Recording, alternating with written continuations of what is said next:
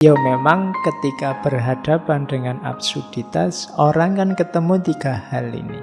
Ada orang yang putus asa, terus suicide, bunuh diri. Bagi kamu ndak, bunuh diri itu pengecut.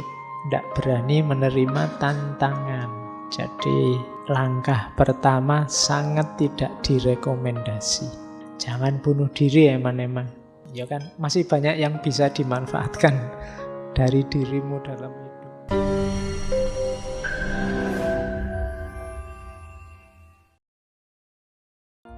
Terus nanti dia menggambarkan hidupnya manusia itu lewat mitologi Yunani.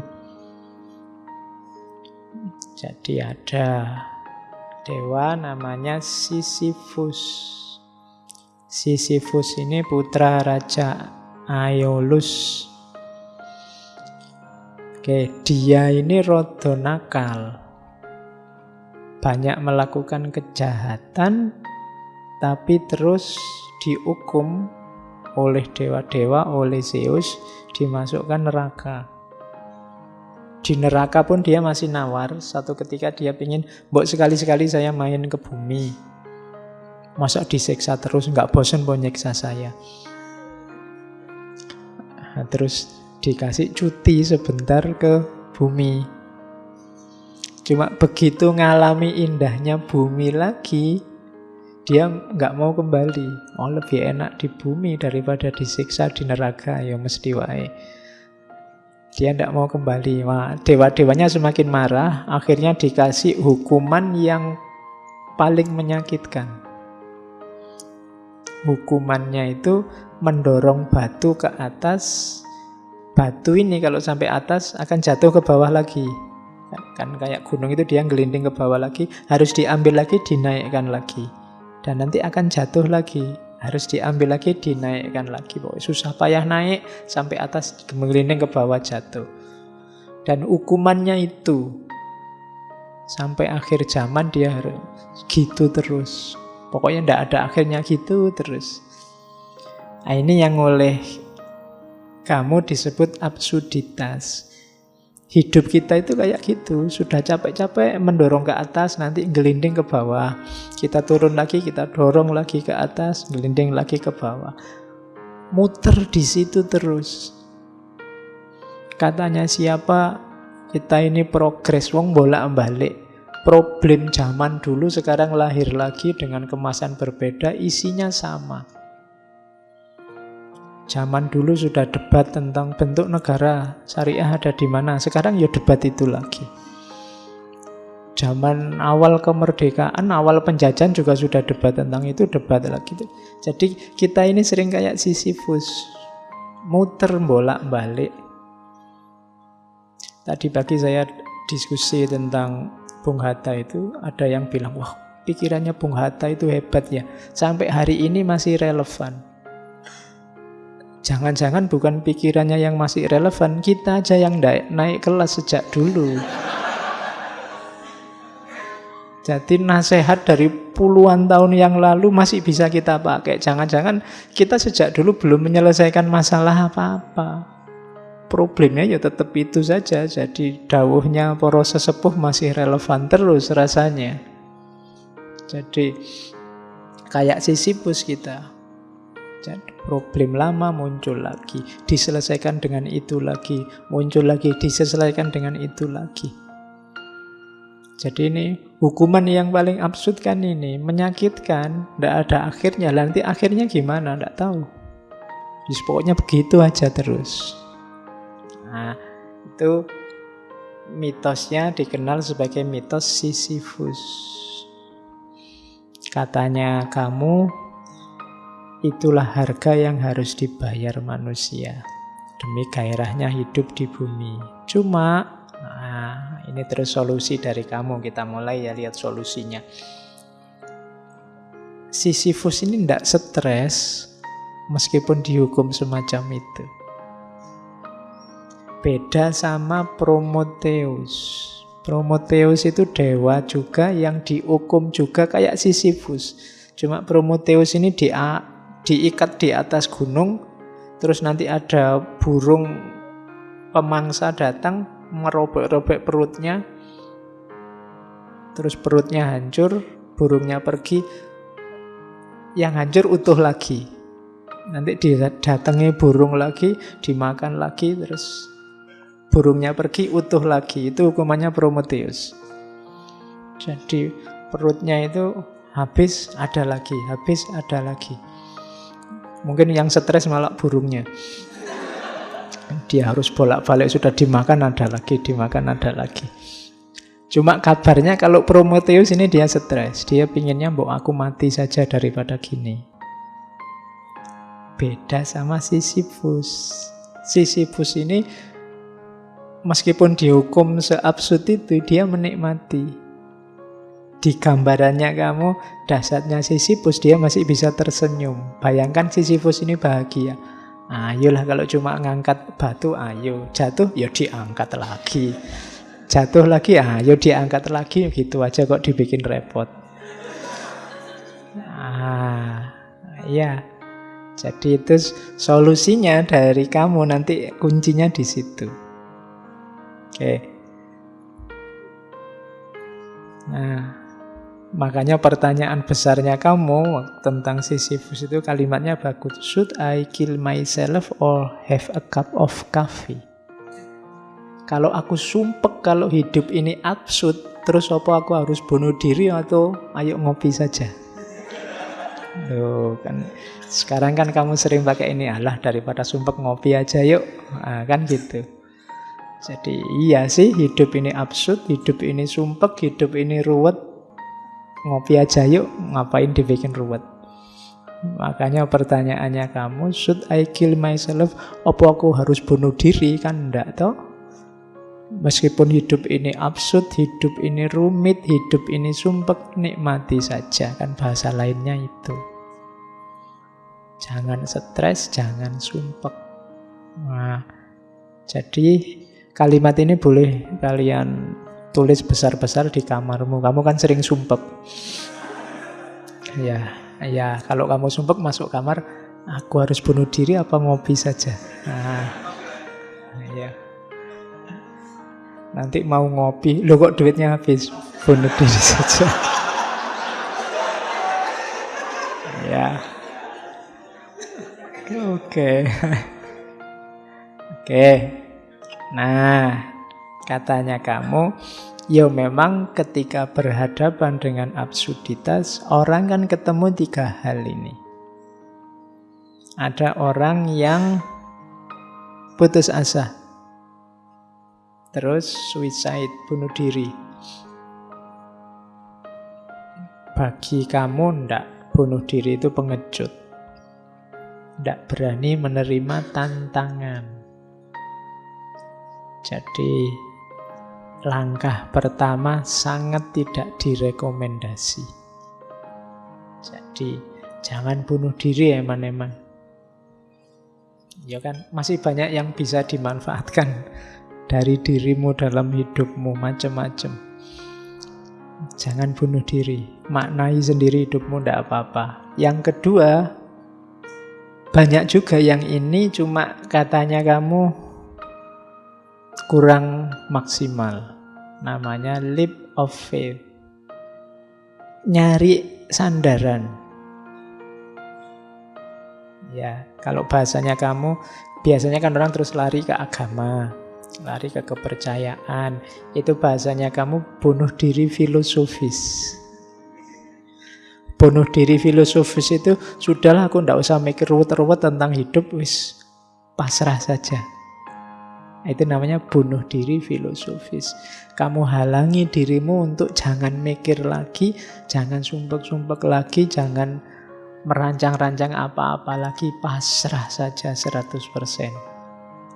Nah, ini kalau menurut kamu namanya bunuh diri yang filosofis, yang dibunuh akalnya,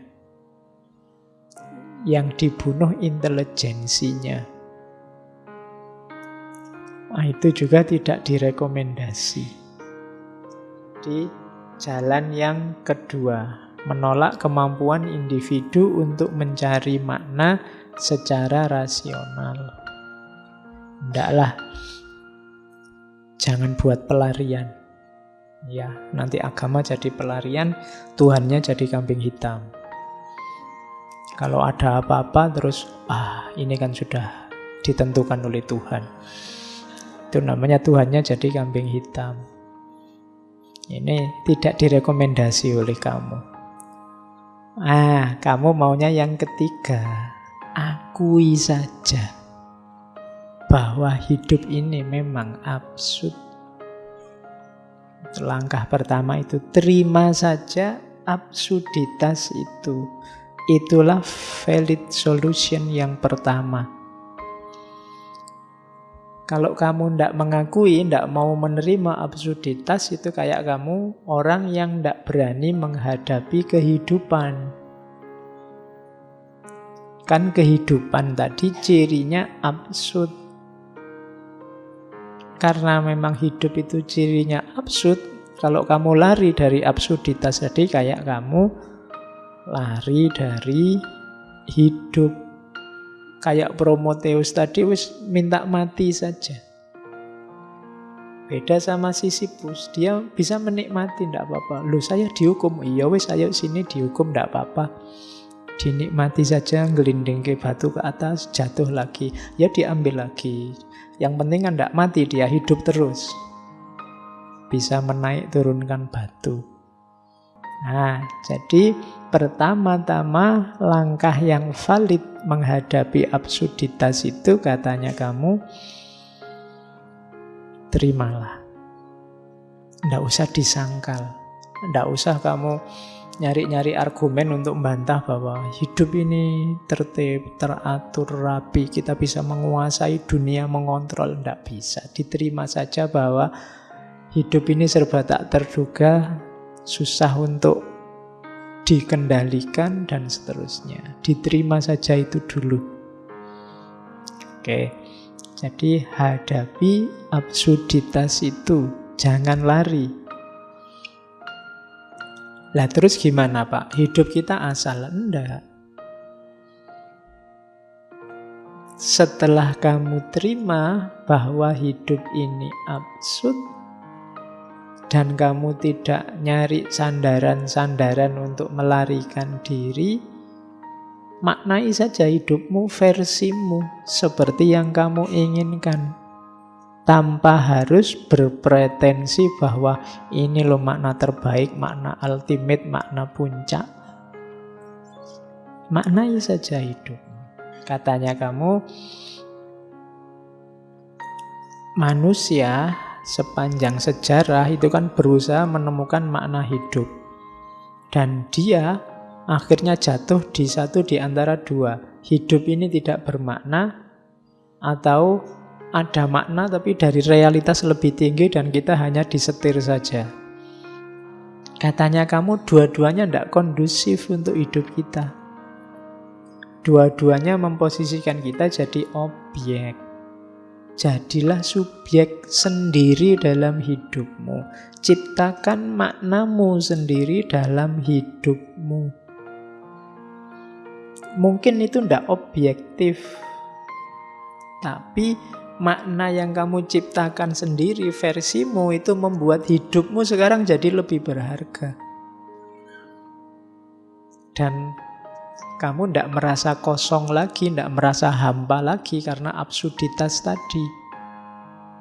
Tidak apa-apa, hidup ini absurd. Kalau hidup ini tidak karu-karuan, tak bikin makna versiku sendiri yang membuat hidup ini rasanya kayak karu-karuan. Rasanya kayak lurus, ada maknanya. Tapi makna versiku, tanpa harus merasa makna ini final, makna ini puncak. Di sini bau eksistensialismenya kelihatan.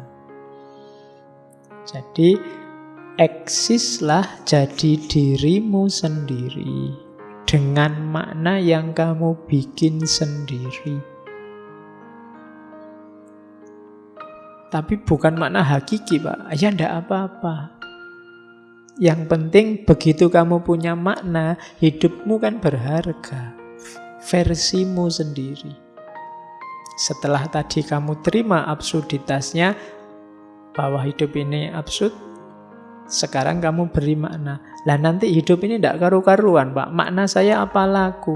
Kalau besok makna saya nggak nyambung gimana? Bikin makna lagi. Ya, bikin makna baru lagi. Kalau sudah tidak cocok, ya ganti lagi. Dulu mungkin sebelum kuliah kamu, pokoknya Pak saya maunya belajar. Pacaran, no way misalnya. Ya, itu kan makna versimu. Tapi nanti mungkin semester 3 kok yo ada yang nyantol dan mau. Eman-eman ini kalau dilepaskan. Misalnya. Nah, ya contohnya kan gitu. Tapi kan dulu prinsip saya ini Pak. Ya diganti saja, apa susahnya sih? Wong dulu prinsip kamu sendiri yang bikin. Sekarang diganti yang baru kan juga ndak apa-apa. Wong situasinya memang berubah. Mungkin dulu kamu membayangkan wajahku gini mungkin tidak terlalu laku lah paling. Mungkin. Ternyata laku juga misalnya. Ya diganti aja. Wong dulu makna itu kamu yang bikin kan. Prinsip-prinsip itu kan kamu yang membangun.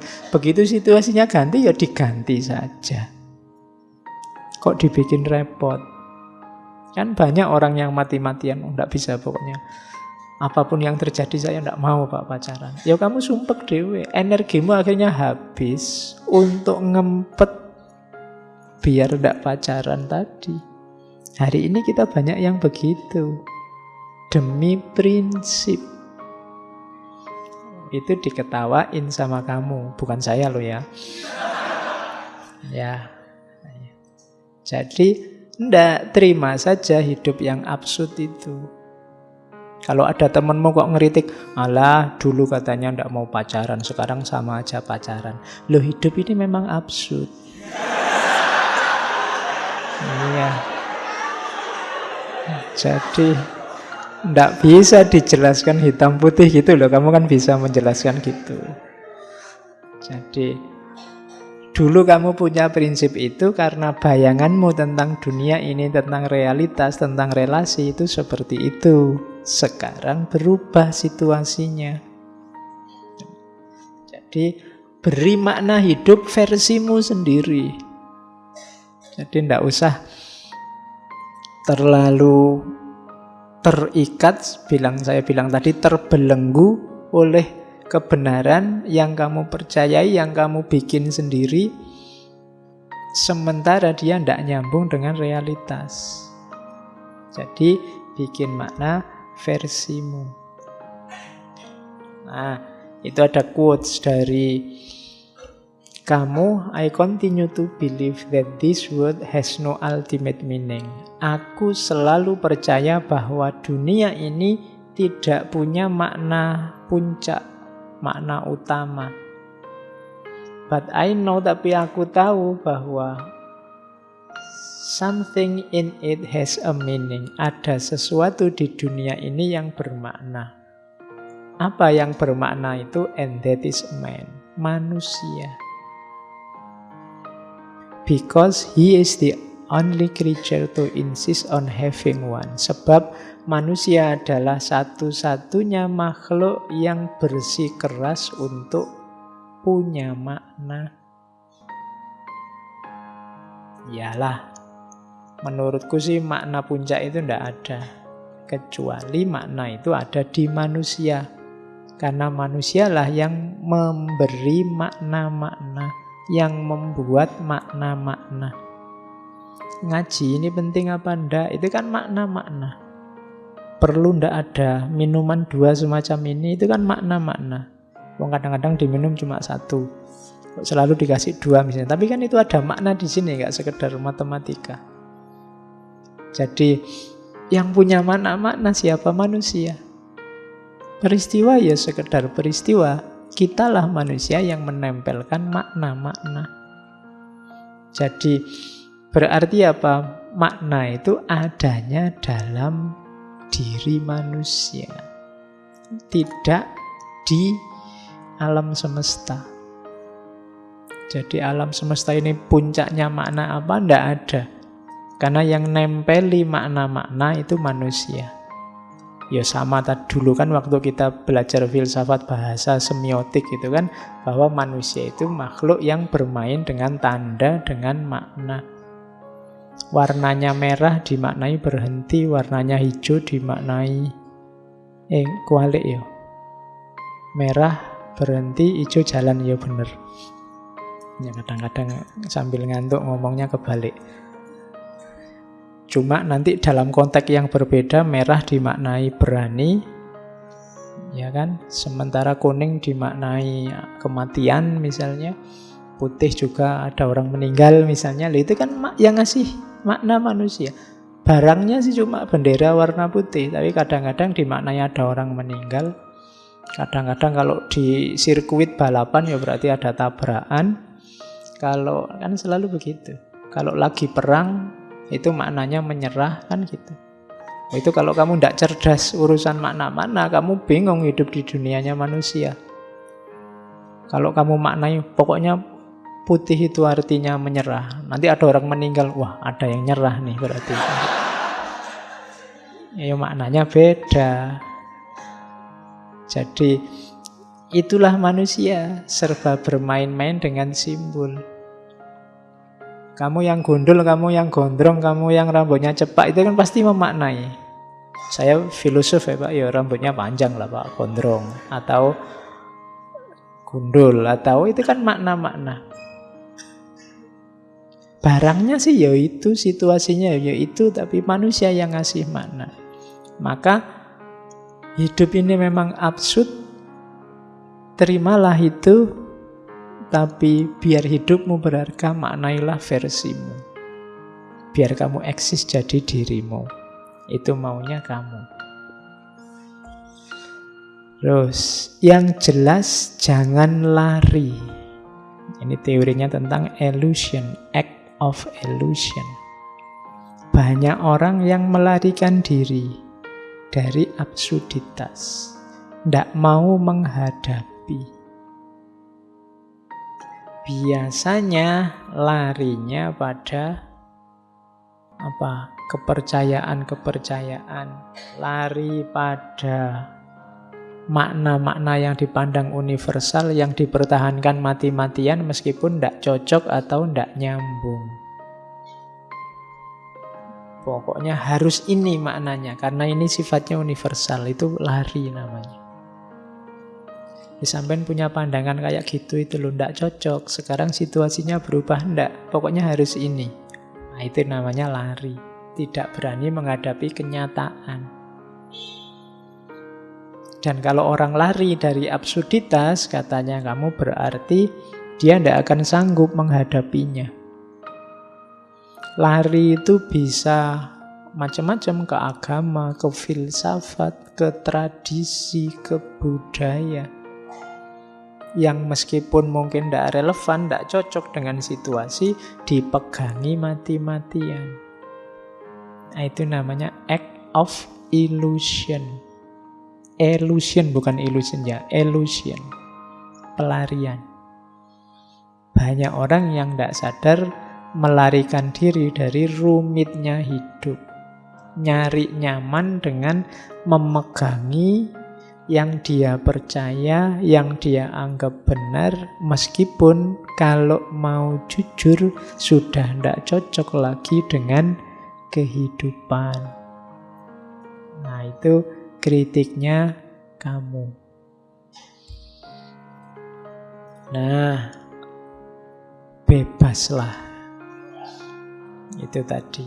Untuk kamu bisa memberi makna dalam hidup, berarti kamu harus bebas dari belenggu-belenggu yang selama ini menghalangi kemajuanmu untuk memberi makna.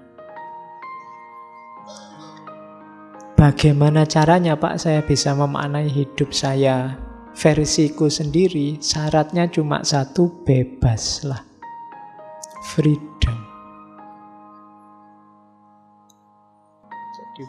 Freedom itu jalan paling pendek untuk orang bisa menerima absurditas. Nanti kamu memperkenalkan konsep acceptance without resignation. Menerima tanpa menyerah. Jadi menerima tanpa menyerah itu, iya, saya terima hidup ini absurd, tapi aku tidak akan menyerah menghadapi absurditas itu. Aku akan memberi makna. Aku akan merancang hidupku, memutuskan pilihan-pilihanku sendiri. Jadi disitulah kuncinya kebebasan. Rahasianya bebas itu apa? Berarti orang melepaskan diri dari kungkungan absurditas hidup untuk memutuskan memberi makna sendiri terhadap hidupnya. Itulah freedom. Ya tinggal kamu cermati hidupmu, kira-kira yang sangat membelenggu apa? Yang tidak relevan, yang kamu anggap benar dalam hidupmu apa? Yang tidak cocok apa? Dievaluasi. Jadi kalau Pak sudahlah Pak, biar jalan saja. Wong memang hidup ini absurd, biarkan saja saya ikuti absurditas itu, berarti namanya menyerah. Tidak boleh. Absurditas terimalah, tapi jangan menyerah. Ya kayak kamu misalnya berkaca terus, oh ya saya terima Pak wajahku kayak gini, tapi aku tidak menyerah. Ya tidak menyerah itu maksudnya kalau aku mau berjuang berusaha nanti hasilnya juga. Nah, itu namanya acceptance without resignation. Jadi menerima tapi tidak nyerah. Ya saya terima Pak IP saya jelek, tapi saya tidak menyerah. Saya akan berusaha gimana caranya biar tidak DO misalnya. Nah, itu namanya acceptance without resignation. Atau kok seandainya DO, saya akan memaknai secara berbeda. Loh iya, saya terima DO-ku tapi DO bukan segala-galanya misalnya. Loh iya, emangnya hidup ditentukan oleh IP ijazah kan tidak. Ya, yo nomor satu nasib. Oke. Nah, ya. Kalau pas nasibnya jelek terus dimaknai saja sebagai tantangan. Kasih makna baru nanti.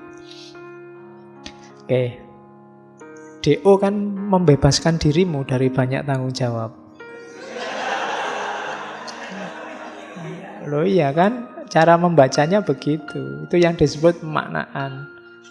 Jadi selama ini kamu dikejar-kejar, kamu tegang luar biasa. Wah ini sebentar lagi. Tapi begitu DO, alhamdulillah.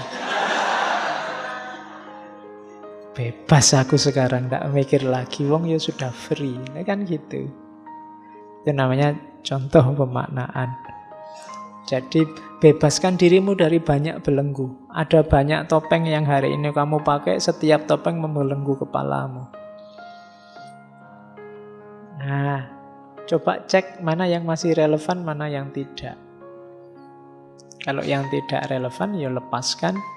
Bikin makna-makna baru biar hidupmu berarti, berharga. Karena sejago apapun kamu, kalau hanya ikut-ikutan, tidak ada harganya. Kamu tidak eksis sebagai dirimu. Nyawanya teori eksistensialisme kan di situ. Dirimu berharga sebagai manusia, itu kalau kamu eksis sebagai dirimu. Bukan kerumunan tapi individual. Kamu sebagai apa? Ingin tampil sebagai apa? Itu kan eksis hari ini, itu kan kamu artikan tampil. Muncul sebagai apa? Nah, itu eksistensialisme. Di situ eksistensialismenya kelihatan dari kamu. Oke. The only way to deal with an unfree world is to become so absolutely free that your very existence is an act of rebellion. Satu-satunya jalan untuk berhadapan dengan dunia yang tidak bebas adalah menjadi sepenuhnya bebas. Sehingga hidupmu, keberadaanmu, hakikatnya adalah tindakan pemberontakan. Berontaklah. Yang diberontak apa? Ketidakbebasanmu. Ada banyak hal yang membelenggumu, bebaslah. Tindakanmu apapun kalau dasarnya tidak bebas, tidak ada nilainya. Saya orang baik, Pak. Kenapa kok kamu melakukan kebaikan? Dipaksa ya, Pak. Itu kan tidak ada nilainya. Orang tidak akan ngasih hadiah kamu, wong dipaksa. Kamu salah juga begitu. Kamu melakukan kesalahan, Pak terpaksa, Pak saya memperkosa. Lah kok bisa dipaksa, Pak? Ya. Itu kan juga ketika dipaksa kan nilai salahnya juga berkurang banyak. Wong kamu tidak bebas, milih sendiri. Kalau boleh milih, kamu tidak akan memperkosa. Tapi karena dipaksa, ya terpaksa diperkosa. Contoh gampangnya begitu. Sehingga hidupmu harusnya adalah act of rebellion. Tindakan pemberontakan. Kamu tidak berontak siapa-siapa. Berontak nilai-nilai yang mengungkung hidupmu, yang membuat dirimu tidak eksis sebagai dirimu, sehingga semua tindakanmu jadi tidak bernilai. Nilai satu tindakan itu antara lain syaratnya harus kamu bebas. Dalam fikih kan selalu kan, misalnya haji apa syaratnya yang pertama balik, terus merdeka. Kan selalu ada istilah merdeka itu. Karena orang kalau yang tidak merdeka tidak kena khitab, tidak bisa kena hukum. Wong dia tidak merdeka. Yang dia lakukan hanya sesuai perintah. Dia tidak bebas menguasai dirinya sendiri. Yo, kalau dulu konotasinya memang perbudakan. Tapi hari ini ada banyak hal yang memperbudakmu, cuma kamu tidak sadar. Nah, ya, nanti kamu renungkan sendiri. Sejauh mana kamu bebas, mandiri, menguasai hidupmu sendiri. Kenapa sih harus bebas? Katanya, kamu freedom is nothing but a chance to be better. Kebebasan itu tidak lain adalah kesempatan untuk jadi lebih baik. Biasanya ketidakbebasan itu menginginkanmu ada dalam status quo. Harus seperti saat ini yang begini. Itu biasanya terus kamu dipagar-pagari sehingga tidak bebas. Padahal hidup kita ini kan harus selalu berkembang ke arah yang lebih baik, lebih baik. Kalau bahasa hadisnya, yaumuhu khairun min amsihi. Ketika tidak lebih baik, berarti kita macet, mandek di kebenaran hari ini. Yang mungkin sudah tidak relevan lagi di hari esok. Maka bebaskanlah dirimu biar kamu bisa jadi lebih baik dan lebih baik. Jadi berarti apa? Syaratnya untuk eksis, kemudian menghadapi absurditas itu adalah kebebasan dirimu. Tindakannya adalah tindakan pemberontakan. Terus, kamu, ini agak unik ya, dulu kita pernah ngaji tentang harapan. Kalau bagi Albert kamu, tidak usah berharap. Iya. Kenapa jangan berharap? Penolakan terhadap harapan berarti penolakan untuk percaya apapun melebihi yang ada dalam kehidupan. Jadi, harapan itu katanya kamu bukan lawan dari keputusasaan. Orang punya harapan itu kan orang yang hidupnya di masa depan. Dia tidak hidup di masa kini. Itu cara melihatnya beda lagi sama kemarin-kemarin. Tapi perlu dipertimbangkan. Jadi orang yang terlalu banyak harapan, pokoknya tiap hari berharap terus, itu kan biasanya hari ini juga nggak ngapa-ngapain. Yang ditunggu besok. Tunggu saja besok. tunggu saja besok, kan mesti gitu. Saya baru saja bikin tulisan tentang gerakan Imam Mahdi mileniarisme itu.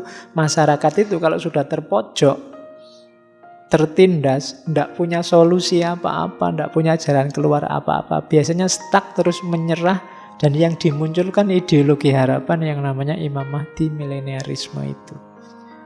Wis ndak apa-apa sekarang sumpek, besok tunggu saja Imam Mahdi datang, semuanya akan dibalas. Kalau Ratu Adil datang, selesai semua konflik di Indonesia. Kan gitu. Itu logika orang yang sudah kepepet, sudah menyerah, memimpikan datangnya Ratu Adil. Nah, versinya kamu, makanya sudahlah, ndak usah mudah ditipu oleh harapan-harapan. Hiduplah hari ini saja. Jadi bisa kok kamu hidup tanpa harapan itu. Kenapa? Nikmati saja hari ini. Katanya kamu, harapan bagi seorang absurdis, orang yang berani menghadapi absurditas itu, katanya kamu adalah metode pengecut untuk lari dari absurditas. Tidak berani menghadapi masa kini, tunggu saja besok. Nah, itu kayak kamu kalah, gegeran sama temenmu, tunggu saja, Gusti Allah tidak tidur.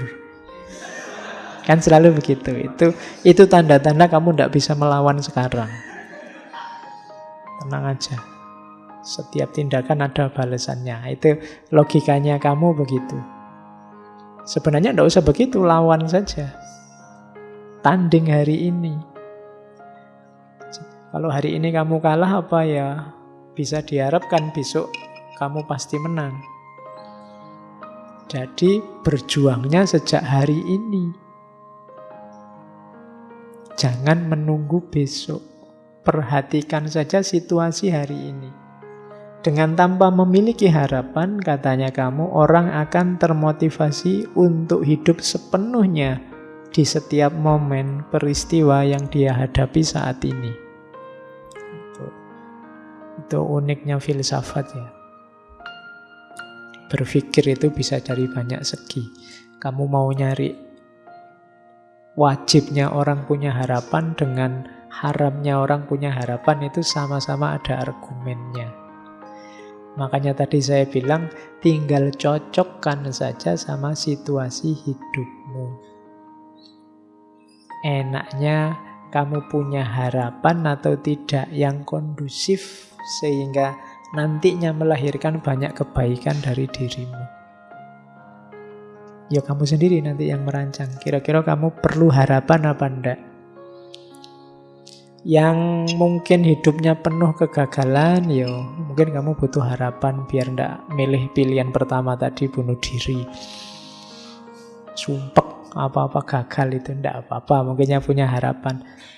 Tapi yang sedang mengawali perjuangan, menurut saya tanding saja hari ini. Tidak harus ditipu oleh harapan-harapan. Itu kamu melihat yang nomor 2 ini. Terlalu banyak harapan membuat orang tidak fight. Jadi tidak mau turun ke gelanggang. Nah itu kalimatnya kamu. He who despairs of human condition is a coward. But he who has hope for it is a fool. Orang yang putus asa menghadapi situasi manusia hari ini itu pengecut. Dan orang yang punya harapan itu bodoh. Kalau ada waktu kamu cari novelnya kamu yang judulnya Strangers, orang asing. Itu isinya orang yang hidupnya cueknya pol. Ya memang judulnya orang asing. Kamu itu suka, kalau nulis novel itu tokohnya itu stranger, orang asing, outsider, dan yang sejenis itu. Jadi bukan aku atau kamu atau dia atau kita. Selalu posisinya orang asing. Nanti itu kan ceritanya seorang yang ya pokoknya gambaran absurditasnya hidup itu nanti ada di kamus Stranges itu, di novel Stranges itu. Jadi orang asing. Isinya mungkin bagi kita yang sukanya hidup tertib, aturan moral, peduli sama orang lain, itu isinya tidak karu-karuan novel itu. Wong cerita ibunya meninggal aja di bagian awal itu, ibuku meninggal, tapi tidak tahu juga sih meninggalnya jam berapa, lupa juga sih. Pokoknya kalimatnya jenis-jenis itu, jadi orangnya cueknya luar biasa. Nanti ada cerita dia bunuh orang juga, tapi ya tanpa ekspresi juga. Di penjara juga dinikmati saja penjaranya. Itu kan absurd. Hari ini kan banyak absurd-absurd semacam itu kan. Penjara untuk menghukum orang. Tapi ya bagi yang sangat miskin mungkin penjara lumayan bisa makan gratis. Itu kan absurd. Nanti yang sangat kaya penjaranya mewahnya luar biasa. Kos-kosanmu tidak ada apa-apanya sama penjara-penjara itu. Iya, kalau disuruh tuker mungkin mending kamu yang di penjara sana, yang di penjara suruh tidur di kos-kosanmu. Dia mesti tersiksa luar biasa. Lah iya kan? Loh itulah absurdnya hidup. Gitu loh. Kamu semacam itu pun kamu kan tidak merasa terpenjara. Kamu kan nggak pernah mengeluh, wah aku terpenjara di kos-kosan, kan tidak ada. Padahal mungkin kos-kosanmu ngalah-ngalahi penjara. Tapi koruptor-koruptor tertentu itu kan ya penjaranya mewahnya luar biasa. Ada kulkas, ada TV, ada itu. Itu kan yang disebut absurd. Loh, gimana orang bisa kapok? Kalau namanya hukuman tapi hukumannya menyenangkan, nah itu kan absurd. Tapi tenang saja, jangan putus asa menghadapi situasi. Barang siapa putus asa, dia pengecut. Nah, ya semoga Pak besok lebih baik. Itu harapan. Kalau harapan berarti bodoh. Itu kan kalimatnya begitu. Dia bodoh. Berarti apa? Taklukkan kalau ada situasi tidak beres hari ini, ayo dibereskan. Jangan nunggu besok. Jangan berharap besok. Sekarang. Kalau berharap besok kan ya, apalagi besok-besoknya kita itu kan bisa panjang rentangnya. Ya, saya berharap Indonesia ini nantinya lama-lama jadi negara adil dan makmur. Loh, jangan nunggu besok. Ayo berjuang sekarang biar Indonesia ini adil dan makmur. Itu maunya kamu. Oke. Makanya gunakan jurus ini, teori ini, konsep ini di ruang dan waktu yang pas. Awas keliru. Terus, kalau ini yang pemberontakan tadi ya. Jadi ada quote bagus dari kamu yang ini mungkin nyindir René Descartes dulu. I rebel, therefore I exist. Aku memberontak, maka aku ada. Iya. Loh, kalau kamu manut saja, ya memang kamu tidak eksis. Eksis itu kan tidak sama dengan hidup. Yo kamu ada ya, tapi kan tidak eksis sebagai dirimu. Untuk kamu eksis sebagai dirimu, kamu harus memberontak. Yang diberontak apa? Situasi absurd dalam kehidupanmu. Beri makna versimu.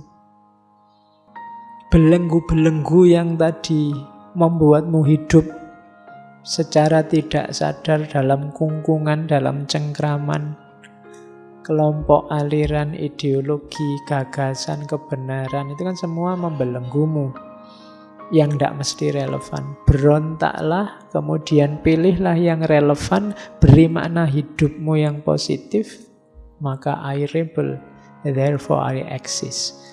Aku memberontak, maka aku ada. Ya itu.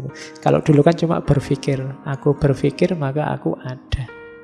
Tapi kalau berpikirnya kerumunan, hanya ikut-ikutan orang lain, kamu masih belum ada.